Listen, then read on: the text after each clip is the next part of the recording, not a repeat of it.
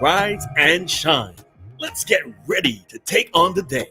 Activated Mornings on WEFM 99.9 is on now.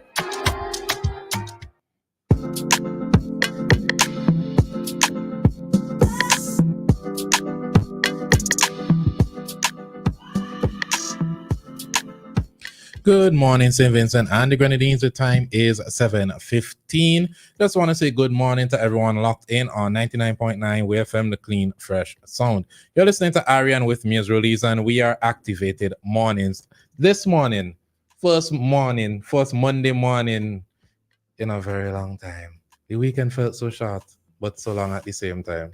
First Monday morning in a very long time, I mean. The first Monday since the last Monday. 7 days ago. Jeez, yeah. That's Lord, crazy. That's what I say. Good morning. Did you thank God for waking you up to see another day, Mr. Arisha? I don't know how to That's all respond I can know. I don't know how to respond to that. Is it a yes or no? Do I need to do that?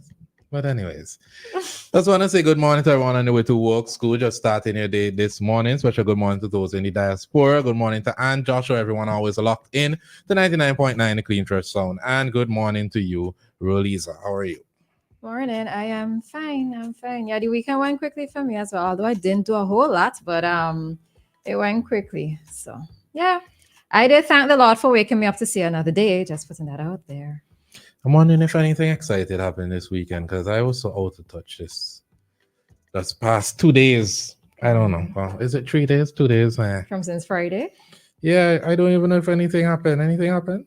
Not as far as I know. I've been a little bit Saturday. So I took my Saturday to, of course, the usual, watch documentaries and all that good stuff. And so I did basically nothing. And then yesterday I did work. So I was really out of tune in terms of social media and all that jazz. So. But I did hear that the PM had a interesting interview yesterday on Issue at Hand. I need to go and re-listen it. But I heard it was regarding a number of important issues.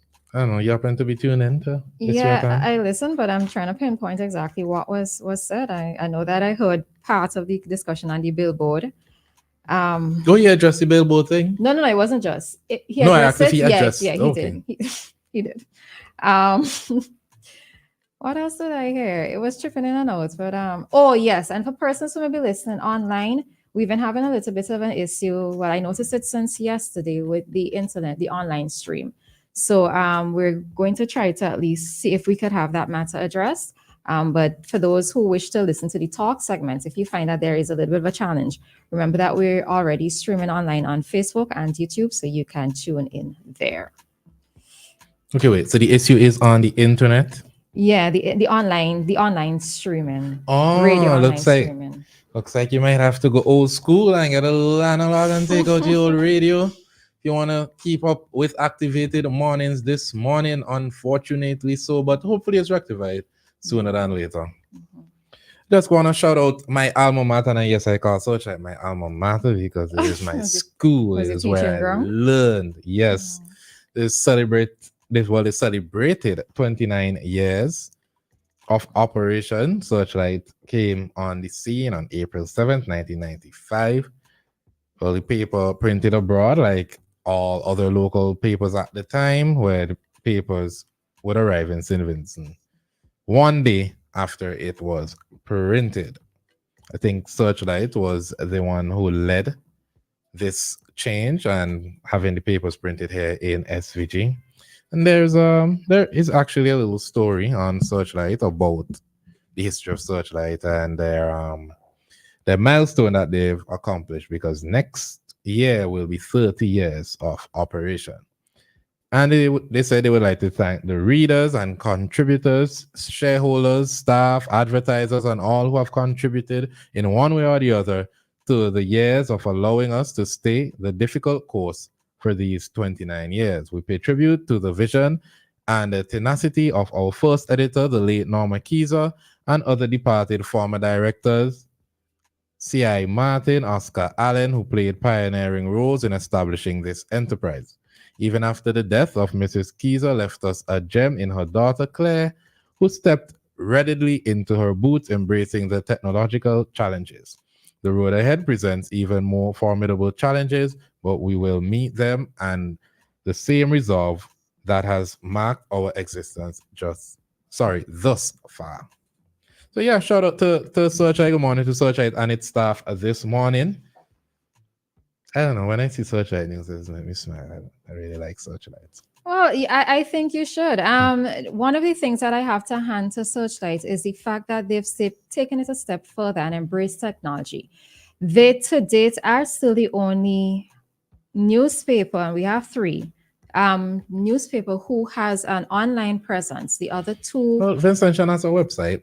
yeah, but so when I'm talking about online presence, it's more of the social media aspect. Okay. Like there isn't an Instagram or Facebook page because people tend to go to social media pages to get their information, and we haven't seen that happening with the other two. One of the other things that I can hand to Searchlight is, apart from just being news, they've tried to extend the news in a sense of historical news, more so in the area of crime, with the introduction of their documentary series. What's the name of it again? I can't believe it gone straight out of my head. But I think that is one of the things that I have to commend them for. It in terms of not just being a newspaper, but they're also trying to capitalize on the younger persons in terms of having an online presence, because whether or not persons have been admitting it, that the print publication, it's dying, right?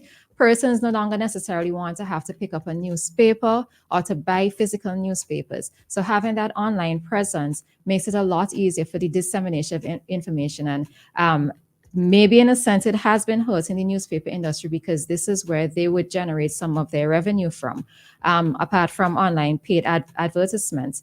But it's being able to find a way to around the situation, given that technology is advancing, but they're still trying to retain their readership and as well as accept new readers as well. So I do have to hand that to them. Yeah, so Searchlight, you can find Searchlight on Twitter, YouTube, Instagram, Facebook, and they do YouTube stories as well outside of the Murder Mystery program.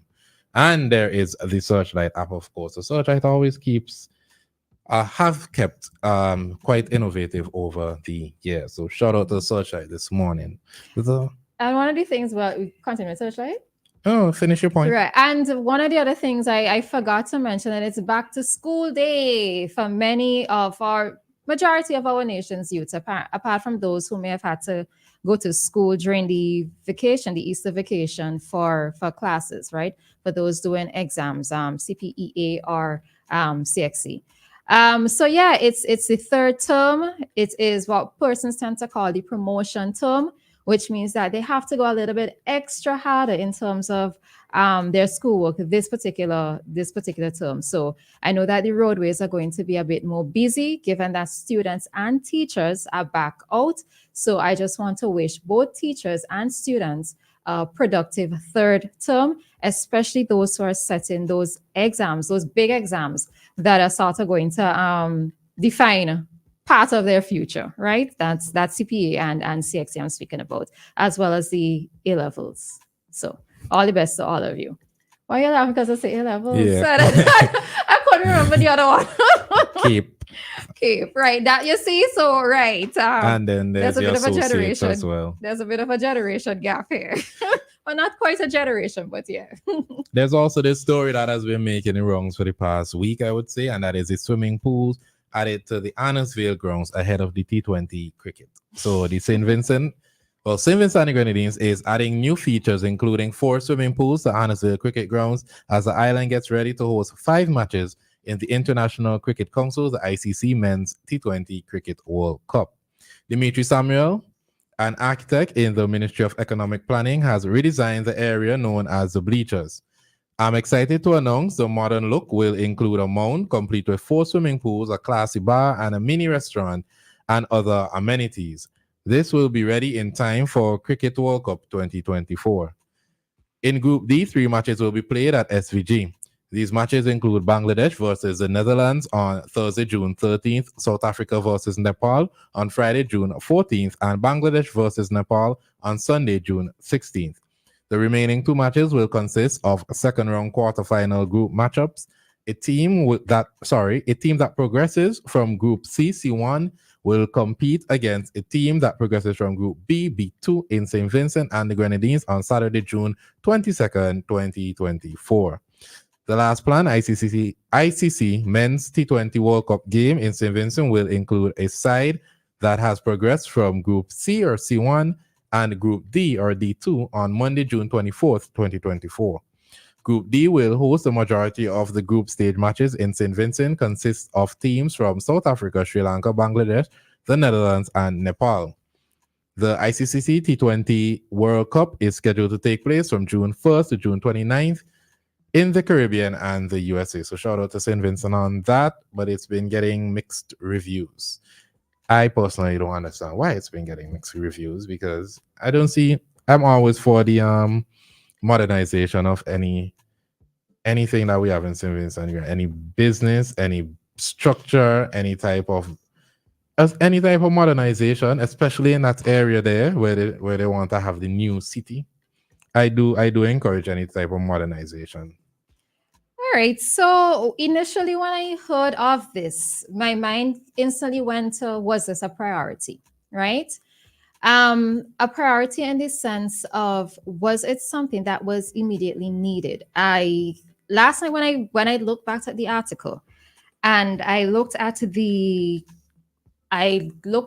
the example of Kensington Oval in Barbados, and I saw the concept of what is there. I said maybe that this could work, but I think what it is that I have a greater question with is, given the funds that are going to be put into this, and if I'm not mistaken, I think I heard somewhere it was 25 million. I'd have to probably double check that, but I don't know why, but some reason that's the figure that I heard. What it is that I do have a question with. Now, yes, I am all for innovation. I'm not generally myopic in my thinking. I'm all for innovation. I'm all for new features being added. I'm all for, probably in a sense, hopping on trends. But what it is that I question is, how quickly would government, let's say, be able to get the return on this investment? Because how often are we going to be having activities of this nature, right? Is it a case that we're going to now try to market to get more matches playing here, more international matches played here? Or is it a case where the facility is, let's say, going to be rented, maybe to private promoters, to whoever, right? So that they'd be able to capitalize or try to get the return on this investment as quickly as possible. So I think those are my only questions with regards to it. When I looked at the images of what was happening, is it a case that it's going to be open to everybody, or is it just for the visiting persons who would be coming here to witness the cricket match? So I think in terms of that whole thing of balancing return on investment and how quickly it's going to be happening, as well as what is going to be happening with the grounds after these matches have been played, that's what I'm more curious about. I'm wondering if the bar and that stuff will be opened upon the start of the T20 and then after. But outside of that, I don't think it's an investment made by the government per se. I think this was I'm informed that this was a project and it was a grant really to do this specific modernization of the Arnorsville compound, as opposed to the government going into their various funds to come out and fund this, because that would raise a lot of questions, because how you didn't have money for Shafiqua, how you didn't have money to fix roads, how you don't have money to do so many things, but you have money to put in swimming pool. So that was my train of thought initially. And then I was informed that it's a project actually. Okay, it's a grant. It's not necessarily from the government, the coffers of the government. Okay, well, you see, maybe sometimes those are little things that need to be disclosed so that people don't necessarily be up in arms and questioning, but maybe it would come out eventually in the media. But am I opposed to it? I can't necessarily say no, But I would just like to be able to see the facility being used after the fact and not just being there as being used just for this particular event. But as I said, for other persons, maybe promoters, whoever can be able to utilize it so that we'd have some money coming in. Which is fair. The time is now 7:30 here in St. Vincent and the Grenadines. We're going to take a quick commercial break and we'll be back at 7:35 with your traffic talk and again at 7:45 with Activated Mornings this morning. Keeping up with the kids' growth spurts might mean it's time for a bigger fridge.